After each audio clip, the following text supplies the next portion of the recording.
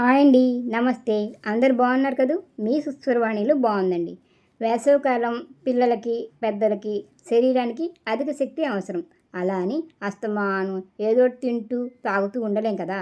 అందుకనే ఉదయాన్నే బ్రేక్ఫాస్ట్ని పొట్ట నిండుగా మధ్యాహ్నం వరకు ఆకలి వేయకుండా ఉండేలా తినాలి. ఆ తినేది శరీరానికి ఇనుమంత బలాన్ని ఇచ్చేదిగా ఉండాలి. ఇలా చెప్పగానే వెంటనే మనకి గుర్తొచ్చేది ఇడ్లీయే కదా. ఎందుకంటే మినుములతో చేసే, మినప్పిండితో చేసే ఏవైనా సరే మనకి ఐరన్ని పుష్కలంగా ఇస్తాయి. అందుకనే మన పెద్దలు మినుములు తింటే ఇనుమంత బలం వస్తుందని చెప్తుంటారు. మినుముల్లోని పోషకాలు రోగనిరోధక శక్తిని పెంచుతాయి. డైజెషన్ సిస్టమ్ బాగా పనిచేస్తుంది. మినుముల్లో ఫైబర్ చాలా ఎక్కువగా ఉంటుంది కాబట్టి కాన్స్టిపేషన్, ఉబ్బసం లాంటి సమస్యలను తగ్గిస్తుంది. తరచూ మినుములతో చేసిన ఆహారాలు తింటూ ఉంటే ఎనిమియా సమస్య దూరం అవుతుంది. డయాబెటీస్ ఉన్నవారికి షుగర్ లెవెల్స్ కంట్రోల్లో ఉంచుతుంది. మినప్పప్పులో అధికంగా ఉండే కాల్షియం వల్ల ఎముకలు బలంగా అవడానికి సహాయపడుతుంది. ఎముకలు విరిగిన వారు, ఆర్థరైటిస్తో బాధపడేవారు మినుములతో చేసిన ఆహారం ఎక్కువగా తినాలని డాక్టర్లు చెప్తున్నారు. ఇవి గుండె ఆరోగ్యానికి చాలా మేలు చేస్తాయి. బీపీని నివారిస్తాయి. బ్యాడ్ కొలెస్ట్రాల్ని కరిగిస్తాయి. మినప్పప్పుతో ఇడ్లీలు, గారెలు, దోశలు ఇలా రకరకాల టిఫిన్లు తయారు చేసుకుని తింటుంటాం. మినుములతో అరుదుగా సున్నుండలు చేస్తాం. మినుములు బలహీనంగా, నీరసంగా ఉన్నవారిని బలంగా, హుషారుగా చేసే పోషకాలు అధికంగా ఉంటాయని ఆయుర్వేద వైద్యులు చెప్తున్నారు. మినుములు, మినపప్పుతో ఇన్ని రకాలు చేస్తాం కదా.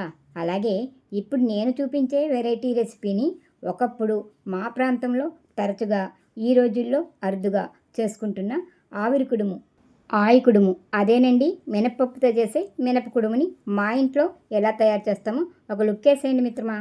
ఆయి కుడుము చేసుకోవడం కోసం మినపప్పు తీసుకోవాలి. దీన్ని రాత్రిపూట శుభ్రం చేసుకుని నానబెట్టేసుకుని కడుక్కుని ఇలా రెడీ చేసుకోవాలి.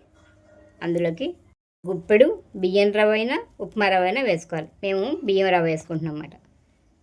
జీలకర్ర, ఉప్పు, ఈ నాలుగుతో ఆయి కుడుము చేసేసుకోవాలి. దీన్ని ఇప్పుడు మిక్సీలో వేసుకుందాం. దీనిలో సరిపడినంత ఉప్పు వేసుకోవాలి. దీన్ని ఇప్పుడు మెత్తగా పట్టేసుకోవాలన్నమాట, పిండిలాగా.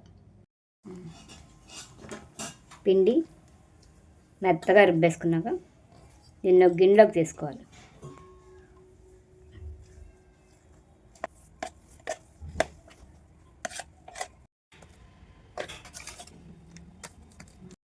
ఈ పిండిలో ఇప్పుడు రవ్వ కలుపుకోవాలి.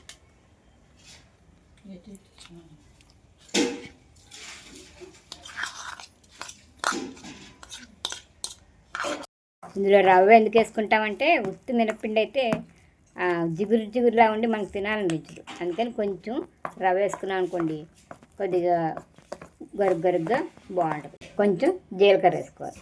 ఇది మనకు త్వరగా డైజెస్ట్ అయిపోయి గ్యాస్ ప్రాబ్లం అలాంటివి ఏమి రాకుండా ఉండడానికి జీలకర్ర వేసుకుంటాం. ఇష్టమైన వాళ్ళు వేసుకోండి, లేకపోతే అవసరం స్కిప్ చేసేస్తాం. దీన్ని ఇప్పుడు బాగా కలుపుకోవాలి. దీన్ని ఎంత బాగా కలుపుకుంటే మనకు అంత బాగుంటుంది. మొత్తం ఇలా బాగా కలిపేసుకున్న తర్వాత దీన్ని ఇప్పుడు ఆవిరి మీద ఉడికించుకోవాలన్నమాట. అందుకే దీన్ని ఆవిరి కుడుము లేదా ఆయి కుడుము అంటాం. ఇదో ఇలా ఒక వెడల్పాటి లోతైన గిన్నెలో నీళ్లు పోసుకోవాలి. ఒక 2 గ్లాసులు పోసుకున్న తర్వాత దీని మీద ఒక తెల్లని బట్టని తడుపుకుని వేసుకోవాలి.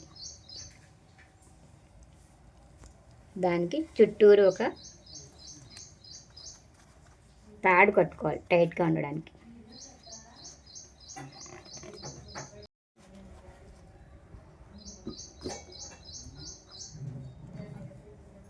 మనం కలిపి పెట్టుకున్న మినప్పిండిని వేసేసుకోవాలి.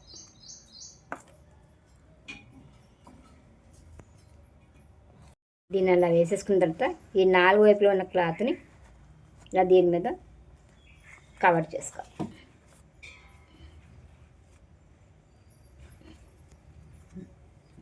పూర్వం ఇడ్లీలు వేసేవారు ఇలాగే, గుర్తుందా మీకు ఎవరికైనా? ఇలా పొయ్యి మీద పెట్టుకుని రవ్వ వెలిగించుకొని దీనికి సరిపడా మూతలేదనుకోండి, ఇలా దీని మీద సరిపడిన ఒక గిన్నె పెట్టేసుకోవాలి. మూత ఎందుకంటే కింద నుంచి వచ్చే ఆవిరి పోకుండా ఉండడం కోసం అన్నమాట. ఒక 1/2 గంట సేపు ఇలా ఉంచేసుకుంటే ఉడికిపోతుంది.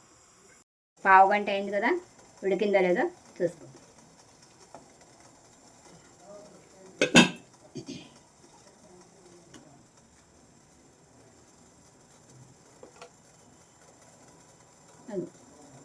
అలా గుచ్చితే ఏమీ అంటుకోలేదు కాబట్టి చాకుకి ఉడికిపోయినట్టు లెక్క. ఇంకా దించేసుకోవడం. దీన్ని ఇప్పుడు ఇలా చాకుతో చుట్టూరు అనేస్తే ఈజీగా పైకి వచ్చేస్తుంది.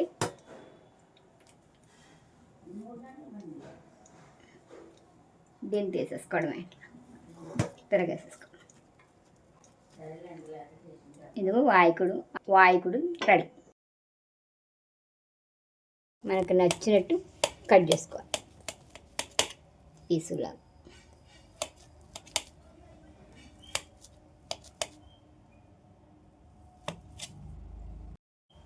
వేసుకొని దీనిలోకి అల్లం చట్నీ, కొబ్బరి చట్నీ, బెల్లం పానకం ఏదైనా బాగుంటుంది. టమాటా పచ్చడి కూడా బాగుంటుంది. అది మీ చాయిస్ ఏం వేసుకోవాలన్నది. ఈ మినప్పిండిలో ఎక్కువ ఐరన్ ఉంటుంది కాబట్టి చాలా బలం. ఈ ఆవిరికుడాన్ని మా వైపు మెచ్యూర్ అయినప్పుడు ప్రతిరోజు పెడతారు. ఇది ఎందుకంటే అమ్మాయిలకి ఎన్నుపూసలకు చాలా బలం వస్తుందని ఇది పెడతారు. చాలా టేస్టీగా ఉంటుంది. ఒకసారి ట్రై చేసి చూడండి. దీనిలో కొంచెం తినేసి కూడా వేసుకున్నారనుకోండి, ఇంకా పఫీగా బాగా వస్తుంది, స్మూత్గా. మేమైతే వేయలేదు ఇందులో. ఒక సామెత కూడా ఉందండోయ్. దీన్ని బాగా బలహీనంగా ఉన్న వాళ్ళకి ఒక 3 నెలల పాటు ప్రతిరోజు పెట్టారనుకోండి, చాలా బలంగా తయారవుతారు, మంచి బ్రైట్గా కూడా తయారవుతారంట అని మా అమ్మగారు చెప్తున్నారు. ఇది అంటుందంటే మనతో, నువ్వు నన్ను ముంచు నేతిలో, నేను నిన్ను తెలుస్తాను బలంగా అని అంటుందంట. ఇది ఒక సామెత అంట. ఇది తినేటప్పుడు మనం కూడా నేను నిన్ను ముంచుతున్నాను నేతిలో పంచదార కలుపుకుని నువ్వు నన్ను తేల్చు అనుకోవాలంట. టేస్ట్ మాత్రం అదిరిపోయిందండి. చాలా రుచిగా ఉంది ఇది. చూశారు కదా, శరీరానికి ఇనుమంత బలాన్ని ఇచ్చే ఆవిరి కుడుముని ఈ పరీక్షల టైంలో, అలాగే రాబోయే సెలవుల్లో పిల్లలకి వారానికి ఒకసారైనా చేసి పెట్టండి. చాలా ఫలితం కనిపిస్తుంది. పిల్లల శారీరక మానసిక పెరుగుదలకి బాగా ఉపయోగపడుతుంది. మినుముల్లో అంత పవర్ ఉంటుంది. మరి తక్కువ ఖర్చుతో ఎక్కువ ఫలితం అస్సలు వదులుకోకూడదు కదా. మరి మీరేమంటారు? ఈ ఆవిరి కుడుముని మీ ఇంట్లో తయారు చేస్తారా? కామెంట్ పెట్టండి. వీడియో నచ్చితే లైక్ ఇవ్వండి. మీరు ఇచ్చే లైక్ వల్ల మన పెద్దల నాటి ఆవిరి కుడుము గురించి మరికొందరు తెలుసుకుంటారు. మన ఛానల్ని సబ్స్క్రైబ్ చేసి పక్కనే ఉన్న బెల్ సింబల్ని క్లిక్ చేయండి. వీడియోని మీ ఫ్రెండ్స్ అండ్ ఫ్యామిలీ మెంబర్స్కి షేర్ చేసి సుస్వరవాణిలు అనే చిన్న మాటని స్ప్రెడ్ చేసి నన్ను ప్రోత్సహిస్తారు కదా. మరొక వీడియోతో మళ్ళీ కలుసుకుందాం. అంతవరకు సెలవు మరి. నమస్తే.